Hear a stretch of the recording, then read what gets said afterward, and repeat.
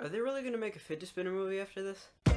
Yeah, so I'm really late to this movie, but since it's out on Netflix, I figured I'd give it a shot and see what all the hype was about. Actually, James watched this movie before me, and he hadn't said anything bad about it at all. The film starts and doesn't even let you get through the credits before letting you know that you've made a mistake by watching it. I can name 3 things wrong with this intro. Look who just sent me a text. Addie McAllister?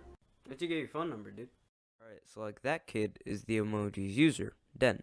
His name's not really Den, but I'm gonna call him Den. And he likes the popular girl, and she likes him. So they're texting and using an awkward amount of emojis. And that's where we come in. The most important invention in the history of communication. The Appley iPhone. So the emojis live in Textopolis, where everybody just needs to be good at one thing, because emojis are simple and meant to convey specific things and not be in 2-hour-long movies. Devil. That's sexual harassment. So the narrator is revealed to be our protagonist, Gene, a man emoji who has trouble staying in one face as he is constantly doing other ones in public. Is that the time? Hey, my eyes are up here, pal. How'd this make it into a final draft? It's improbable, illegal even. In fact, I feel I've been sexually harassed. You laughing, freak? I just put that in because I thought it was funny. So Den's teacher tries to make hieroglyphics sound like emojis, which is almost a creative thing the movie does, and Den texts the popular girl and fails his final exam. So like the thing that confused me with this scene was like, what did the girl text him? Because he started off going to reply with a thumbs up, but then replied with a meh emoji. Gene destroys the emoji room and is labeled a malfunction. So it's like Wreck-It Ralph, but bad. He gets confronted by Smiler, the head emoji, and she tells him that he must be eliminated so that what happened in the emoji room never happens again. But Gene escapes, and that's the premise for the film.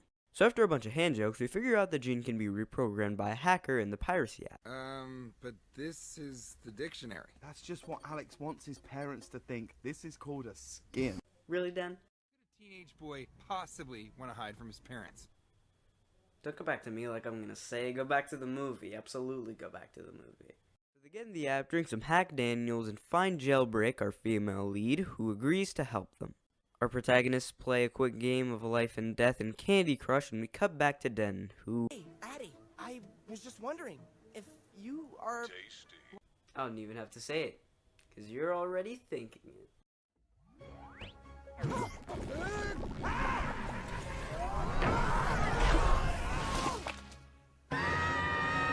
That's it, the movie's over. Not really, but I didn't get you either way, though. High Five tries to eat Gene, and the emojis in Textopolis find out through a calendar update that Den's trying to delete the phone. Okay, so 2 things. 1, you can just leave your phone at your house. And 2, why do you use your phone calendar? Thinking, because I can make different faces, the firewall will think I'm different emojis. Yeah, I wanted to say it because it was my idea. You know, women are always coming up with stuff that men are taking credit for. That's basically your whole character motivation, so I just thought I'd put that in there. Let's try this one. YouTube? Wait, no, don't go in there! Hey, so... this might look a little weird. Gene's parents get a divorce and the bots get distracted watching YouTube videos. They went that way. Meanwhile, Jailbreak explains that she's been trying to get past the firewall for months to live on the cloud, and as it turns out, Gene is the only one who can get through it because he can make different faces. Also, I forgot to mention this, but they need to get past the firewall in order to reset Gene. They try to get to Dropbox to make things quicker, but end up setting off Just Dance, which allows the bots to know where they are. How do you play Just Dance on a phone game? With me, because I can shake it like Michael. Or Michael's glove, anyway. No. After the emojis dance, we find out Jailbreak is actually a princess emoji. However, there's no time to reflect on this as the bots have tracked them down and are now chasing after them. Hey Alex, you gonna dance for us? You got any really cool games on your phone? So after the emojis escape the bots in Just Dance, they have to go get High Five, who was deleted along with Just Dance. However, the problem here is that they've just made it to Dropbox and the trash can is on the other side of the phone. So Smiler gives one of the robots an illegal upgrade while Vanellope and Ralph go through Spotify. I gotta ask, is it true that when a princess whistles, birds fly down from the skies and... Hello, stereotype. That is a complete and total myth. I'm sorry. What was that mood swing? Are you bipolar? revealed that Jailbreak wants to go to the cloud so that she can be herself, because on the first emoji set, women were either princess brides or Asian. Meanwhile, Gene's parents get back together and his father reveals that he has multiple emotions as well, meaning he may be the reason that Gene is the way he is. So the emojis get back to Dropbox rather quickly, considering it was on the other side of the phone, but whatever gets this movie done quicker. And High Five and Gene keep asking questions about if princesses can call birds, and Jailbreak says no, but when you introduce the gun into the first act, you have to use it in the second, so she's totally gonna call a bird later, and the Superbot aka PewDiePie attack. They escape Pewds because illegal malware can't get through Dropbox. I didn't make that up, that's a real line in this movie.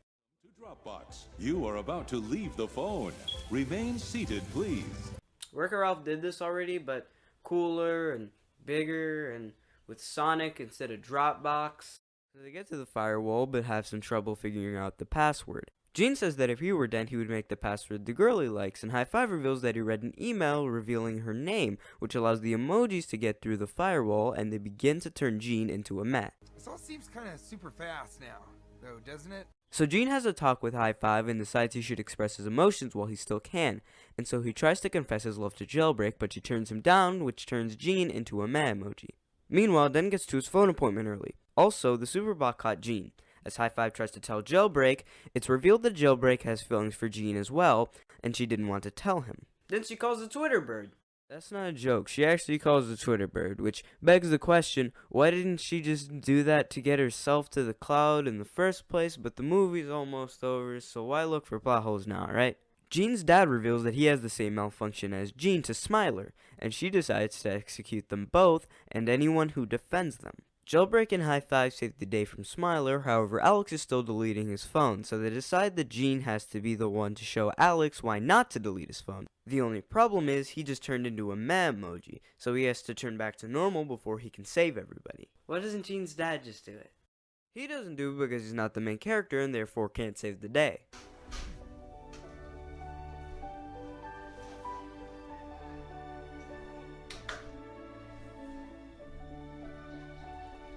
Weird that all your happiest moments happen in the last hour, but whatever, I guess. So Gene saves the day with his super emoji that Den sends to the girl I forgot the name of, and she likes him, but she liked him the whole time. She just finally got the courage to talk to him, and the emojis was probably just her trying to start a conversation, and it could have been anything else, and this whole movie felt pretty much pointless now that I put it into perspective. Hey, excuse me.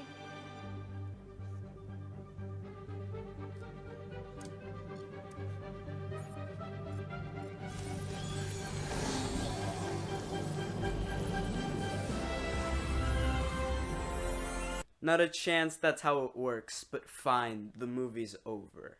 We made it. Oh, I could have lost you, Peter Pinky. Oh, you, Reggie. I've already lost interest. Just wrap up the movie so I can end this review. So Gene is no longer a meh, which I guess means his dad can never retire, and he is now the ultimate emoji. Which I should mention is half priced on Quid today. And the movie ends with Den texting I don't know who, cause he's with the girl and his friend, but who cares, the movie's over. The Emoji Movie's not as bad as you would think, but it's still pretty bad. I think that the real problem with this film is that it doesn't really follow through with any of the ideas. For example, the emojis being inside of the apps could have been a way bigger part of the movie, but instead we got Just Dance, the phone game, and Candy Crush. It would have been cool to see Smiler have a breakdown and realize she has multiple emotions and use that frustration with herself against Gene, but instead we got a goofy jokes and a character who just disappears after her last scene. But I guess at the end of the day it is just the Emoji Movie, and to expect much from a movie like that is, well, it's kind of ridiculous. I'm the Film Fred and I've got some business to take care of.